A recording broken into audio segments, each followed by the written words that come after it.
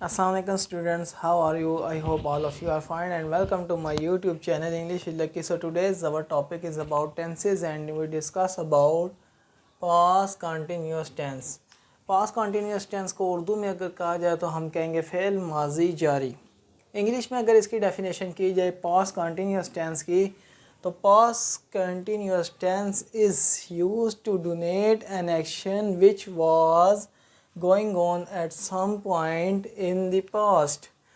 तो past continuous जो है ये फ़ेल गुज़रे हुए ज़माने में किसी काम के जारी रहने को ज़ाहिर करता है।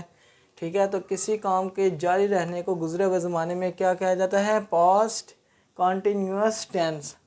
अब इसके सेंटेंस कैसे होंगे तो वो इस तरह से बनेंगे सेंटेंस। यहाँ पे मैंने दो एग्जांपल दिए हैं और इन एग्जांपल को मैं नीचे चल के आपको समझाऊंगा कि ये एग्जांपल या पास्ट कंटिन्यूस टेंस जो है वो कैसे बनता है। तो सबसे पहले मेरे पास जो सेंटेंस है वो है Ali was listening the story. Ali कहानी सुन रहा है, ये हमारे पास पहला सेंटेंस है। नेक्स्ट सेंटेंस जो है you were listening to the story, तो ये हमारे पास सेकंड सेंटेंस आ गया है। तो अब वाज किस जगह पे आता है और वर किस जगह पे आता है, ठीक है, तो इसके बारे में अभी डिस्कस करते हैं। पहले आते हैं कि उर्दू फ़िक्रों में इनकी कैसे पहचान की जाए।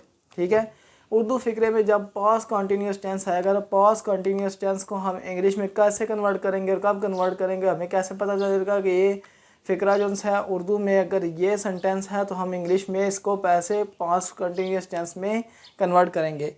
तो ये फ़ेल गुज़रे हुए ज़माने में किसी काम के जारी रहने को ज़ाहिर करता है। ऐसे फ़िक्रे के आखिर में रही थी, रहे थे, रही थी वगैरह आते हैं। ठीक है, मसलन मैं पढ़ रहा था, हम कहानी सुन रहे थे। तो पहचान क्या हो गया हमारे पास इसकी कि ऐसे फ़िक्रों के आखिर में रही थी, रहे थे या रही थी वगैरह के ऐसे अल्फाज उनसे हैं वो इन जुमलों के आखिर में आते हैं। अब मैं पढ़ रहा था, ये एक एग्ज़ाम्पल हो गया, और हम कहानी सुन रहे थे। तो अब इंग्लिश में जो है हम कैसे बनाएंगे कि हमारे पास इंग्लिश में कोई भी जब सेंटेंस बनता है उसमें तीन चीज़ें जो हैं वो नॉर्मली देखी जाती हैं, सब्जेक्ट, वर्ब एंड ऑब्जेक्ट। सबसे पहले सब्जेक्ट आता है, फिर दरमियान में वर्ब आता है और फिर आखिर में ऑब्जेक्ट आता है इंग्लिश फ़िक्रों में। तो इंग्लिश फ़िक्रों में जो है इन पास्ट कंटिन्यूस अफर्मेटिव या सादा फ़िक्रात जो से होते हैं, सादा सेंटेंस जो होते हैं उनमें हम वही use was and word. Was और वाज जो है वो सब्जेक्ट के फ़ौरन बाद लगाया जाता है। सब्जेक्ट लगा के उसके फ़ौरन बाद जो है वाज और वर्ड लगाया जाता है जब हमारे पास सेंटेंस कौन से होंगे? अफर्मेटिव सेंटेंस होंगे।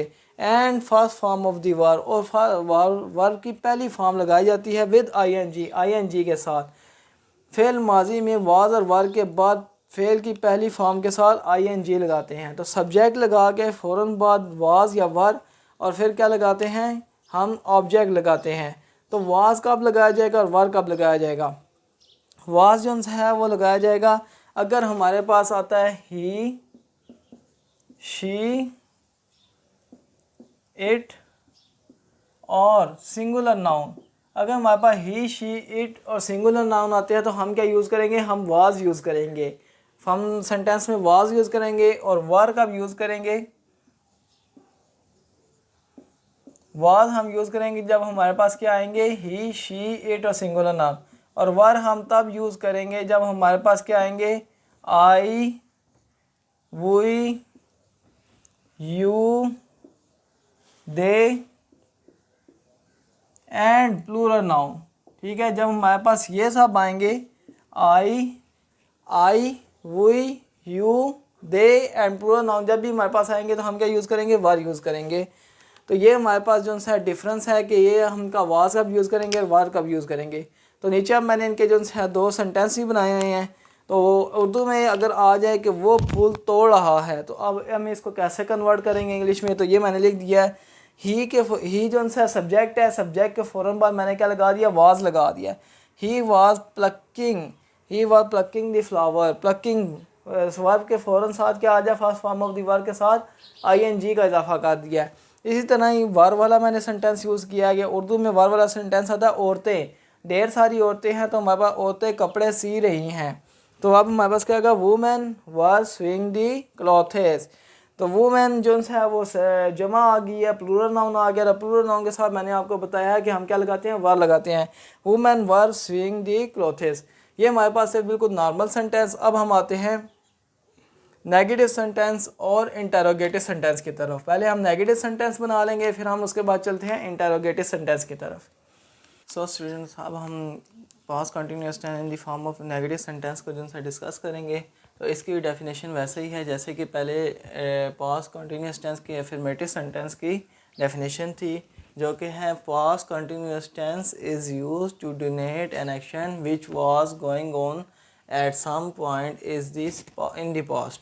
ठीक है, तो ये वैसे ही डेफिनेशन है। उसके बाद जो उनसे है, अगर इसको हम अब कैसे यूज़ करेंगे, वाज और वर और नॉट कैसे लगाना है, ठीक है, तो वो मैं आपको बताता हूँ कि in past continuous negative sentence not is use after was and were and ing with first form of the verb.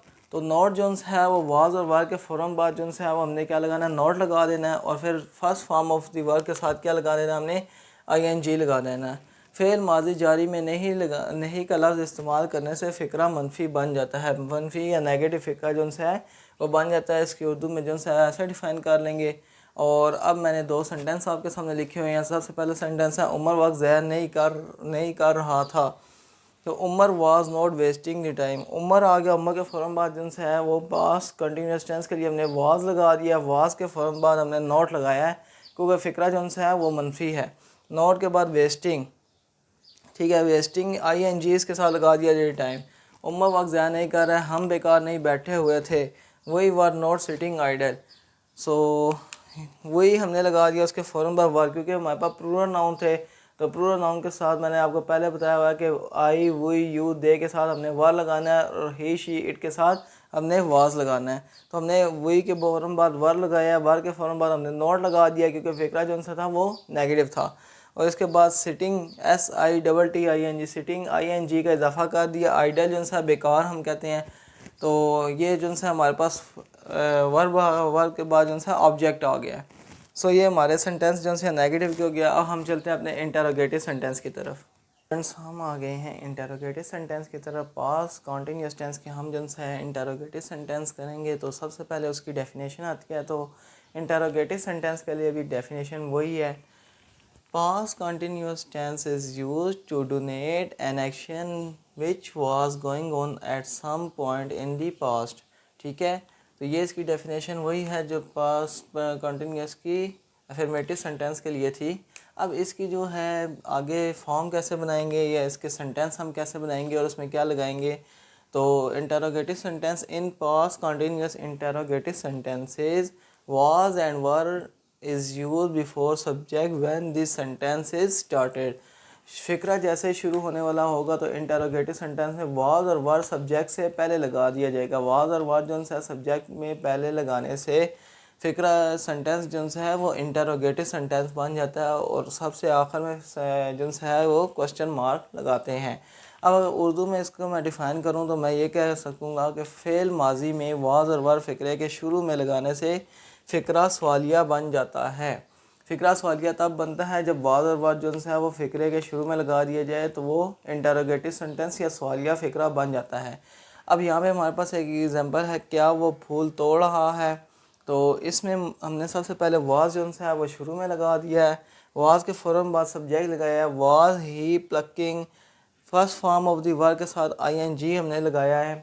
ठीक है, क्योंकि पास्ट कंटिन्यूअस टेंस में first form of the verb के साथ ing का इजाफा किया जाता है। एंड आखिर में ऑब्जेक्ट जो है the flower, was he plucking the flower. ये हमारा एक सेंटेंस हो गया। क्या हम हॉकी खेल रहे थे, were we playing the hockey. Were जो है वो सब्जेक्ट से पहले आ गया, फ़िक्रे के शुरू में वर आ गया, जिससे फ़िक्रा जो है वो क्या बन गया, सवालिया फ़िक्रा बन गया। साथ ही फिर सब्जेक्ट आ गया, सब्जेक्ट के फ़ौरन बाद वर्ब हमने लगाया है। वर्ब जो है प्लेइंग, प्लेइंग ing जो है इजाफा करने से वर्ब जो है वो क्या शो कर रहा है कि पास्ट कंटिन्यूस टेंस का ये सेंटेंस है वाज और ing लगाने से। फिर दी हॉकी, एंड में जो है वो ऑब्जेक्ट आ गया, और ऑब्जेक्ट के फ़ौरन बाद हम क्वेश्चन मार्क लगाते हैं क्योंकि सेंटेंस जो है वो हमारा क्या है, सवालिया सेंटेंस है। सो स्टूडेंट्स, आज का हमारा जो लेक्चर है वो यहाँ पे ख़त्म हुआ है। नेक्स्ट लेक्चर में जो है मैं इसकी प्रैक्टिस करवाऊँगा और कुछ होमवर्क आपको दूँगा। आपने होमवर्क भी करना होगा और प्रैक्टिस भी आप उससे काफ़ी सीख सकते हैं। तब तक के लिए टेक केयर, अल्लाह हाफिज़।